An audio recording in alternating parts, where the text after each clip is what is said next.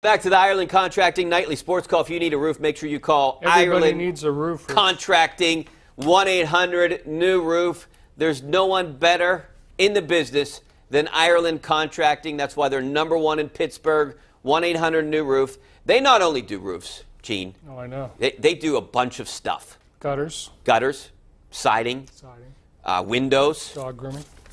I think they're heading into the dog grooming department, and they're the #1 home exterior expert in Pittsburgh. They're a sponsor of the show, aren't they? They are. Yeah. Are they a sponsor of the show? Yeah, I think. I'm just telling you from my perspective that personal. My personal. I'm using them to do my sun porch outside. You know, they're the best. You got to call Ireland Contracting. 1-800-NEW-ROOF. Give me a call right now. 412-575-2600 is the number. You can also talk to Gene. You can talk to both of us. Whoever you want to talk to. Phone lines are open. We have one line open right now. And as always, I don't take any unknown. If I have an unknown number, I will not be taking it. So let's go to people that do have their numbers up here, and we're going to go out to Sam out in New Bethlehem. How you doing, Sam? Good, Richie. Thanks for calling. Hi to you and Gene. Thanks. Hey, my question is, I'm going to figure that the Pirates are going to go with the team they have for the rest of the season. So what happens to the free agents at the end of the year? Will the Pirates try to re-sign them? Will they let them walk? Will they get anything for them? What exactly will happen with the free agents? Well, Jordy Mercer's the big one, Gene. I mean, he's a free agent. They're probably not planning on signing him. They got a couple middle infielders in the minors, right? I mean, they don't have major league experience, but they do have some depth in the middle infield. So I don't think you're going to see Jordy Mercer here next year. The one question mark, and he does have an option, is Josh Harrison. What do you think they do in that department? I guess if this team goes on to do into the playoffs, I mean, they might pick up that option. I think it's $10+ million, right? And Josh Harrison, and this is nothing against Jordy Mercer, but Josh Harrison, you know, is an important player to the Pirates, even though he's having, you know, not a really good offensive year. So I think he's more likely to be signed than Jordy Mercer. That's the extent of to which I want to guess at what's going to happen 2 months from now. And I guess the other big one would be Corey Dickerson. He's arbitration eligible. I'm guessing he's going to make anywhere from $10 to $12 million with the season he's having.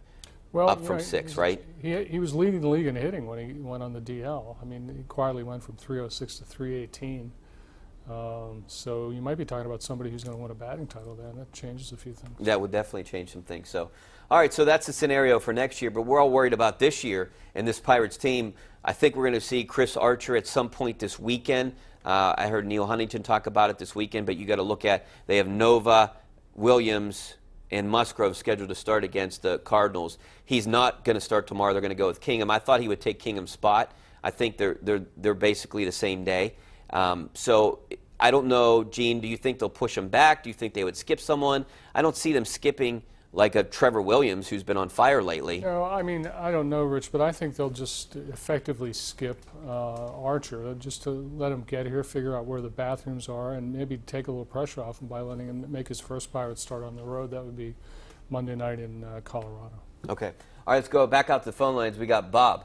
We're going to go with Bob out in Clearfield first. We got 2 Bobs on the line. I'm going to go Bob and Bob back to back. Bob in Clearfield, what's up? Hi, gentlemen. Thank you very much. You know, today's price trading activity on the part of Pirates actually leaves as many as a half a dozen questions unanswered. At least won't be answered for a long time, if ever answered at all. Question 1, he said, did this significant drop-off in attendance serve as a driver behind the Pirates' decision to become so extremely proactive? 2, would Taylor Hearn have ever become the bona fide left-handed power pitcher in the rotation that the Pirates haven't had in the rotation probably since the days of John Smiley? 3, would Tyler Glasnow, given his extremely long arms and long legs, have ever developed the kind of consistent pitching motion needed to be successful in the majors? 4, will Austin Meadows, given what appear to be noticeable defensive deficiencies, be one of those type of outfielders because of the defense gives up as many runs as his offense drives in? 5, you still have 2 players to be named later. You don't know who they are or how they will turn out. But I think the overriding question in all of this is, and the final question is, will Chris Archer ever return to being that dominant, top-of-the-line starter that he was 2 to 3, 4 years ago? There's been a significant drop-off in this. Okay, in order. Yes, yes, no, no, not a question, and yes. Okay, I like that too. Yes, I agree with yes on the fans pressuring this team. We talked about this early in the show. There's no question about that. The second question was, what was the second question again? Yes, is the correct answer. It was something about, I know the third question was Austin Meadows' defensive deficiencies. You know, Taylor Hearn was thrown in there too. He should be up here by now, you would think. I mean, isn't he around the same age as Keela? And so Bob, you're bringing up some points here. Bob, if you're going to do that again, please have at least 10 questions. You could have taken us right to 11 o'clock. I don't want your 6 questions. Six questions 10, was a lot. 10 to I forgot what the 12 second questions. question was. All right, let's go out to Bob in Indiana. How you doing? Bob, number 2. What's up, Bob? Hey, thanks for taking my call. I have a question, and basically about the rotation. Will they, when they put Archer in, pull somebody out of the rotation, or they just leave him in and as a plug-in and extend the rotation with from 5-man to 6-man? And the other thing I just wanted to throw at you is, you know, I should, I guess, talk to Bob on this one, Pompiani, because he got more clout than motion. But you need to kick the news show off and start your talk show. I don't know where he's going with those. Start the talk show at 6 o'clock, at 10 o'clock, maybe? I don't know. I don't think we can kick the news away. Maybe we could start a little bit earlier. Maybe I could talk to some people about doing that. We're starting right on time. This is a perfect time to 10:35 start to 11. Yeah. Yeah, I'll send that to Bob. He's our sports director. So they have a couple options here. They can either skip someone, and I thought the guy that they would skip would be, like you said, Nick Kingham, and maybe they'll wait a whole rotation to get to him. Or you could push everyone back and then eventually skip Kingham. And I think Kingham would be the odd man out. I think that's right. I think Chris Archer is in the rotation.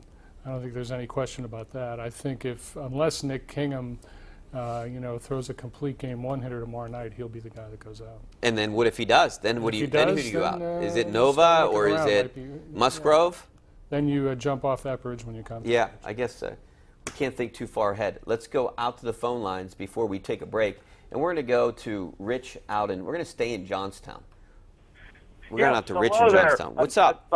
The way people were talking, Austin Meadows was going to be a star, and I think you have to weigh what happens in the future with Meadows versus who they got. And I believe Cervelli's the highest paid pirate at $10 million a year, and now he's concussion damaged, and they couldn't give him away because no one's going to eat his salary.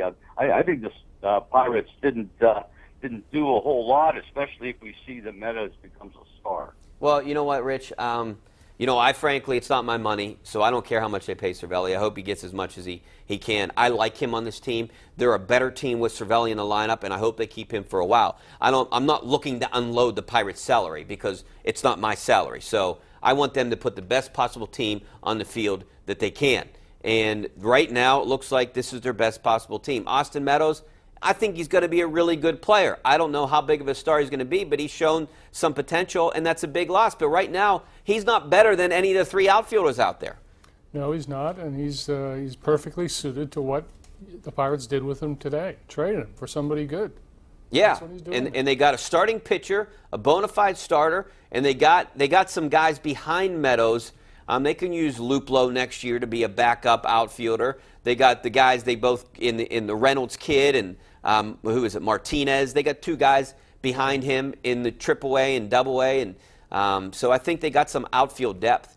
Just as long as they don't trade Hayes, their third baseman of the future, I think they're pretty good. They didn't trade Mitch Keller. They still got a lot of good prospects down there. I know. I don't think it's too complicated. You're not going to get a quality major league pitcher for your rotation without giving something up. I mean, if the Rays didn't think Austin Meadows was going to be a star, this trade wouldn't happen.